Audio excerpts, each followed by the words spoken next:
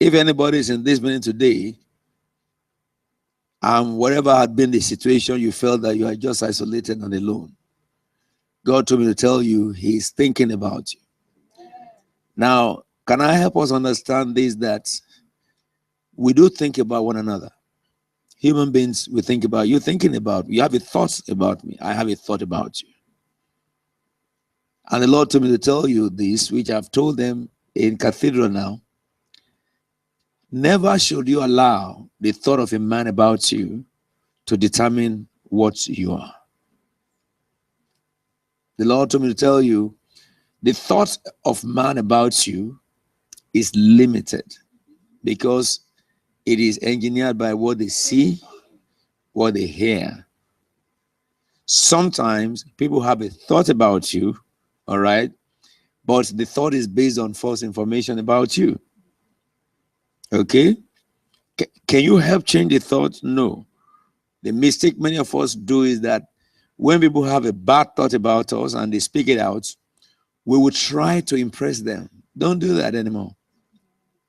Leave anybody who has a thought for his thoughts. The only thing you can do is when somebody have a wrong thought and he speaks it, you tell him that, sorry, that's really not me. If he's willing to listen, no problem. If he's willing not to listen, you don't have to argue with him. Understand that people have their free will to develop thoughts about you. Really, it is what they say that you hear that you know. There are many things about people concerning you that they never say out. Okay? So do not allow what people think about you to cause you action to the extent that you destroy yourself. Some have got frustrated. Some have got, fed up, depressed because somebody said something that is not in line. Don't do that again. God told me to tell you, don't do that again. Do you know why? God is thinking about you. So, if you don't think good of me, if God is thinking about me, I will show you what God is thinking about you. Then we'll stop. If God is thinking about you, then no problem. The major difference between God's thoughts and human thought is this: God doesn't think about you by what He sees. He went to a young man and said to him, go in this strength of yours. And the man said, you're making a mistake. My family is the least of, my tribe is the least tribe in this country. My family is the least of that least tribe. And I'm just the least of the least family. There's nothing in me that can do anything that you're talking about. And God looked at him again and said, go in the strength of yours. God does not see you by what He sees. He sees you by what He has written about you, that you should become.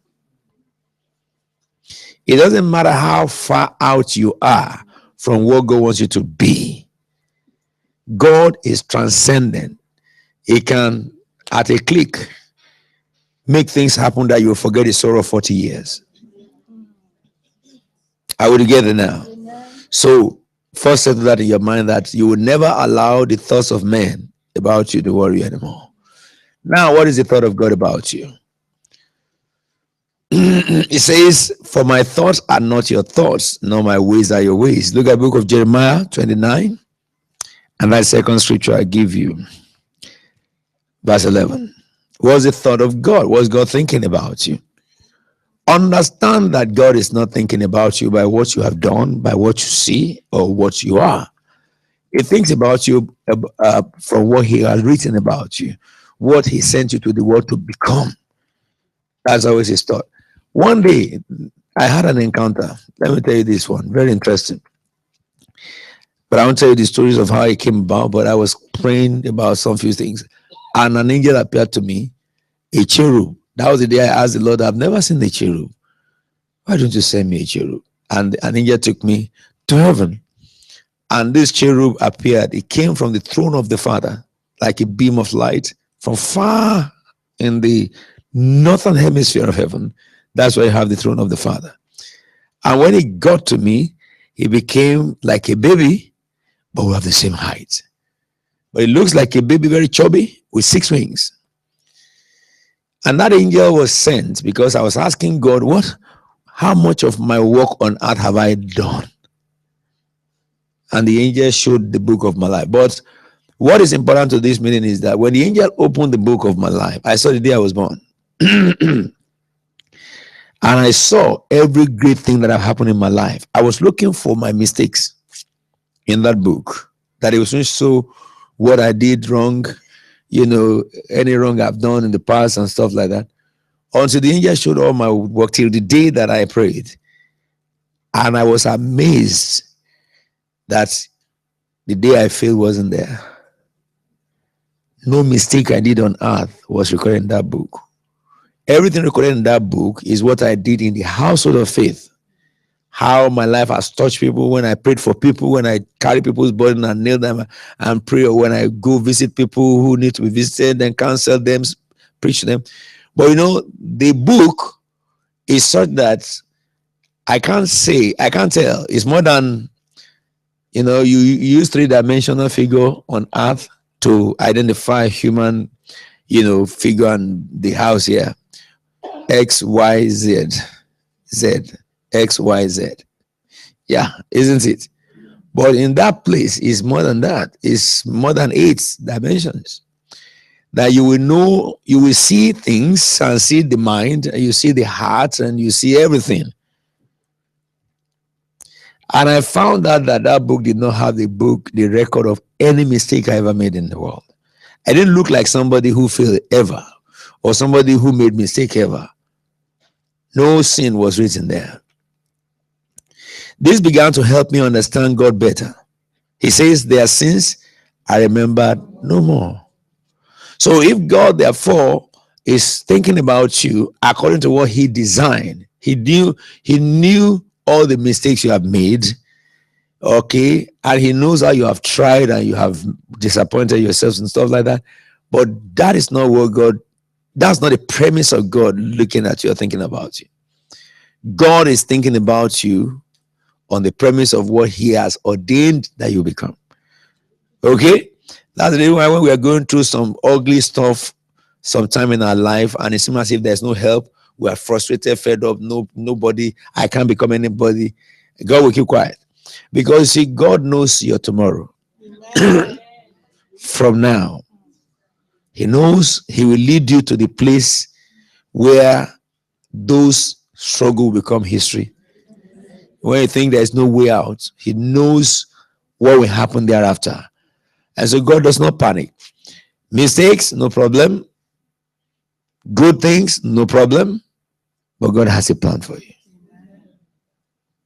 Okay? And in that Jeremiah, therefore, he says, I know the plans I have for you. Declares the Lord, plans to prosper you and not to harm you. Plans to give you hope and a future. You have a future.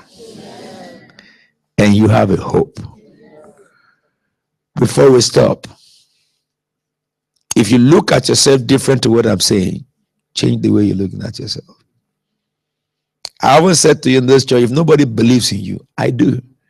I'm better than them. I'm better than them. I'm better than them. Pastor Bilewu, the wife, did 50th anniversary in Cathedral today. And I told them, I remember when she walked to me as a young lady of 20 something at the time she met me. I remembered everything about her. I remember what she told me personally that I know. Even my wife doesn't know it. I remembered when God brought her husband. I remember the role I played.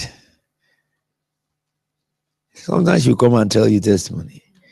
And I told them how I saw her grow spiritually, physically, became a nurse. Now she's a senior person in the hospital there. Named all her children. Listen to me. The day she first met me, if I tell her this is what your future is, she will just believe that because I said it, not because she can comprehend it. Are you with me now? So whatever you are going through, don't let it limit what you will become. everybody who will break through must go through. You don't need the help of man to reach. The day she first met me, if God is in control, I tell her this is what your future is, back to you. She will just believe that because I said it. Not because you can comprehend. From where you sow, then your harvest is little. Are you with me now? That's why. So whatever you are going through, from where you did not sow, don't let it limit. You are now covered. You will become. You will help some people. You will do everybody who will break through because God will take you from many. You don't need the help. One that is first with me. If God is in control, so I tell you, this is what your future is. Back to you. So let's just believe that because I said it. Where you sow, then your harvest is little. You cannot have it. That's why I say, wherever you are going through, from where you did not sow, God is thinking about it. Then you are not covered. You will help some people. You will do everybody who will help you because God is security for many. Your life can be one that you first put money. If God is in control, you get it now. So I said, this is what your future is. That's up to this. Let's go on like it's because you are so and your harvest is little. That's why I say wherever you are going through, where you must sow, that is the situation. You are not covered. You will have some people who will do everybody because God is creating for your life cannot because it's one that you first put money. If God is in control, so I said, this is what your future is. That's up to this. Let's go more than that. It's a sentence. So, and the harvest is so let us say, so I said, so whatever you have seen, you must see that it's a priest on the water. You are not others. You will have some people who do everybody because that's the whole day is created for them. The life is one that she says for knowledge. It's a control. So I said, this is what your future is.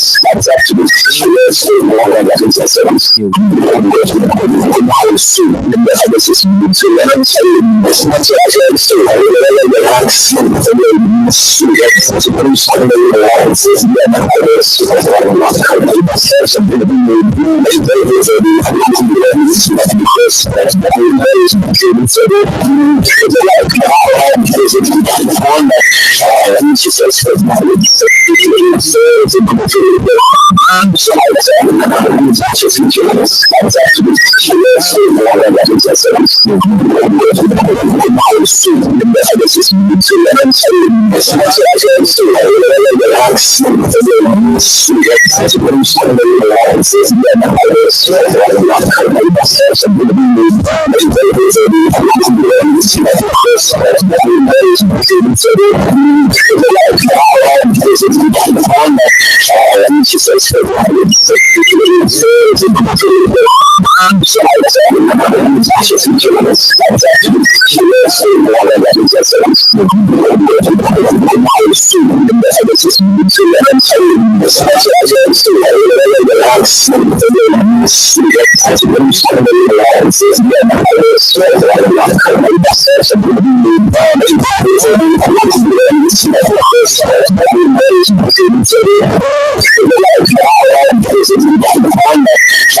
she says for knowledge. It's a control. So I said, that's your future. That's actually let's say more than that. It's a sentence. The harvest is so let us say, that's what I said. So whatever you have seen, that's a priest on the water. You are not others. You must have something to do